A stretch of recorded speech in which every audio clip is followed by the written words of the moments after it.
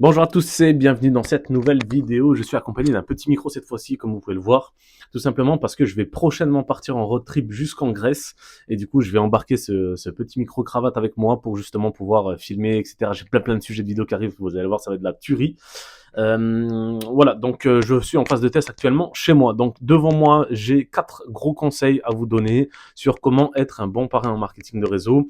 Voilà, il y a plein de choses à savoir, mais en même temps, il n'y a pas énormément de choses à faire non plus, mais c'est important de les faire et c'est ce qu'on va voir. Et la première chose, c'est d'être présent.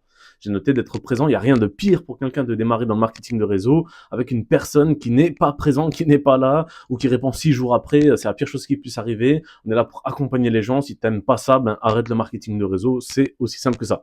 Donc le premier conseil, c'est être présent. Le deuxième que j'ai noté, c'est de montrer l'exemple. Tu peux pas dire à quelqu'un fais ci, fais ça si toi-même tu le fais pas.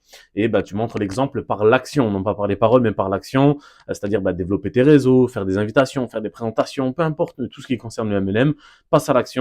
Tous les conseils que tu donnes, tu dois les appliquer. C'est pour ça qu'on dit lead by example, le leader montre l'exemple. Donc encore une fois, tu es le parrain, tu te dois de montrer l'exemple.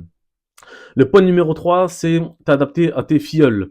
Donc, tu vois, par exemple, moi, dans mon équipe, j'ai une femme qui a du mal à enregistrer ce qu'on lui dit, tu vois. Donc, je vais lui donner un conseil et, imaginons, je l'ai en appel, je lui donne un conseil, elle est d'accord, elle a compris, mais elle va très rapidement l'oublier ou elle va plus savoir quelle étape faire. Et moi, je m'adapte à elle. Donc, c'est-à-dire que dès qu'on clôture l'appel, je lui fais une prise de rappel par vocal qu'elle peut réécouter après plusieurs fois et se noter les actions qu'elle doit faire dans voilà, en fonction des étapes, etc. Tu vois. Donc certes, ça me fait perdre un peu plus de temps, mais au final, voilà, on est là pour s'adapter aux gens. Moi, j'ai aucun souci avec ça me pose aucun problème.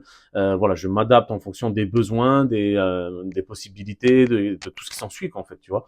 Donc t'adapter en fait à tes fioles, c'est très important. Il y a des gens qui sont un peu plus, tu vois, ce qu'on appelle ça la couleur jaune, c'est-à-dire la personnalité un peu plus sensible, etc. Il y a des personnes, c'est plutôt rouge, donc c'est-à-dire plutôt brut, plutôt chaud bouillant, rentre dedans, tu vois. Donc il faut t'adapter aux fioles que tu as parce que chaque personne a une personnalité différente. Et comme je t'ai expliqué sur le cas, je m'adapte à elle et je lui retransmets par vocal un résumé des étapes qu'elle doit faire. Comme ça lui permet de pouvoir passer à l'action correctement sans avoir rien oublié. Le point numéro 4 que j'ai noté, c'est demander à ton upline des conseils. Alors, qu'est-ce que j'entends par là? C'est que toi, tu vas conseiller, donc former automatiquement des gens, ok? Mais pour que tu donnes des bons conseils, pour que tu transmettes les bonnes actions, les bonnes choses, il faut que toi-même, tu sois correctement formé et formé au mieux, tu vois?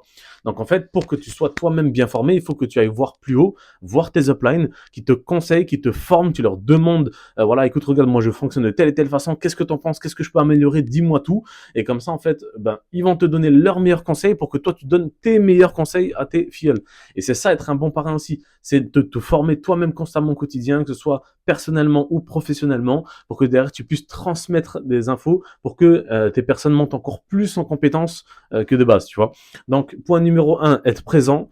Point numéro 2, montrer l'exemple. Point numéro 3, t'adapter aux filleuls. Et point numéro 4, demander à ton upline des conseils pour que toi-même tu puisses grandir, t'améliorer. Et t'es pas obligé de contacter les uplines. Enfin, si, fais-le. Mais à côté, tu peux également regarder des vidéos sur YouTube, des vidéos de développement personnel, peu importe, tu vois. Lire des livres, ce que tu veux. Mais ce qui te permet en tout cas de pouvoir monter en compétences.